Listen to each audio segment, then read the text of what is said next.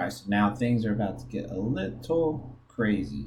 So we're going to follow the same thing, but now we are solving, and we know we're solving because both of these are set equal to 0. So anytime you see that equal sign, that means we are solving and trying to find the actual x-intercepts of these graphs. So we set this up the same way to start. That's our GCF. These are the groups that are left over. So same thing, GCF, groups that are left over. So we look at the first one.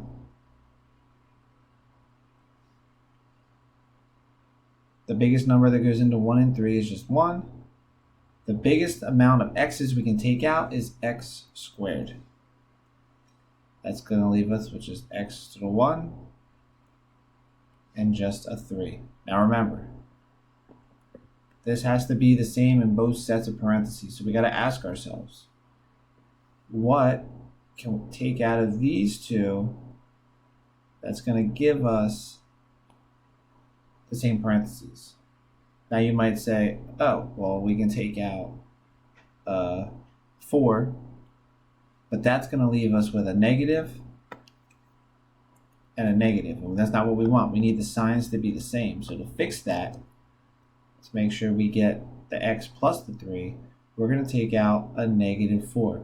Because remember, the idea is that if we distribute this negative 4 back in here, we do that times that, and that times that, we should end up with the answer that or the equation that we started with. So now I rewrite x squared minus 4. I rewrite the x plus 3. Now, as this was the same as last time, we can set both of these equal to 0. So we can say x squared minus 4 equals 0, x plus 3 equals 0. This time, so yesterday when we did difference of two squares, we had 2 solutions. Now we're going to have 3. So we subtract 3 from both sides, and one solution is going to be x equals negative 3.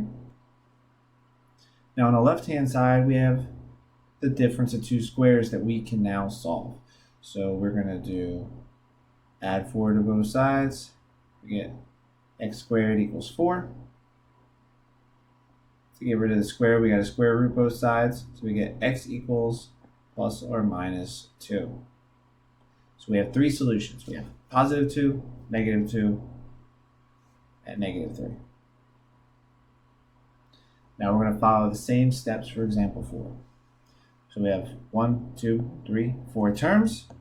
So we're going to first attempt to do factor by grouping, which is what this is called.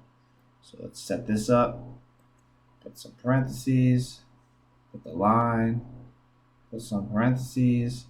Remember, this is the GCF. GCF. And we're going to look at the first 2 terms and the second 2 terms. Piece them out. So looking at the left 2 terms first, the GCF that I see is going to be 25, right? 25 goes into 25, 25 goes into 50. The greatest number of x's we can take out is also going to be x squared. So that's going to leave us with just an x. Because 25 divided by 25 is 1. X cubed divided by x squared. We just subtract those exponents, so we get x to the 1. Minus 50 divided by 25 is 2. X squared divided by x squared, we subtract the exponents, so it's 2 minus 2, which is 0. So that's going to be left in our parentheses. And I'm going to make that purple. So it'll just be x minus 2. Now remember, parentheses should be the same. Oops.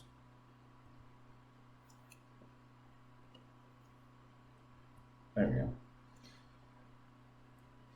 So in order to take this out over here, right, we have a minus sign on the 81. It needs to become a positive sign.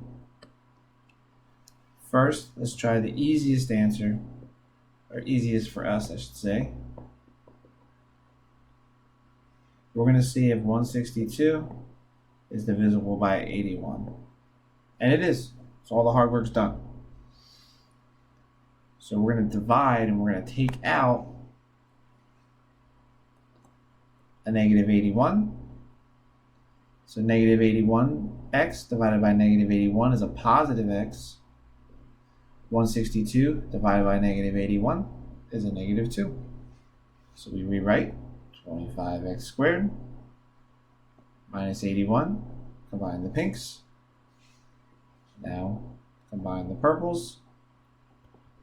X minus 2. Set it equal to 0. Remember, this is the zero product property that we talked about yesterday and what we did with the financial stuff.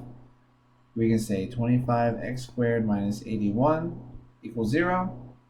We can say x minus 2 equals 0. So once again, we're going to have three solutions here. So we get x equals 2. Now we got the difference of two squares. So we can add 81 to both sides.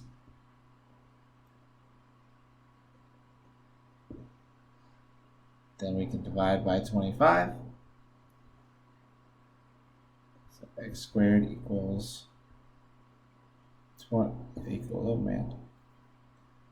81 over 25. Now we would have to square root both sides.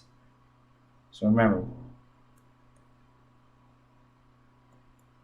it's going to give us a positive and a negative. The square root of 81 is 9. The square root of 25 is 5. So we have a positive 9 over 5, a negative 9 over 5, and x equals 2 as our solutions.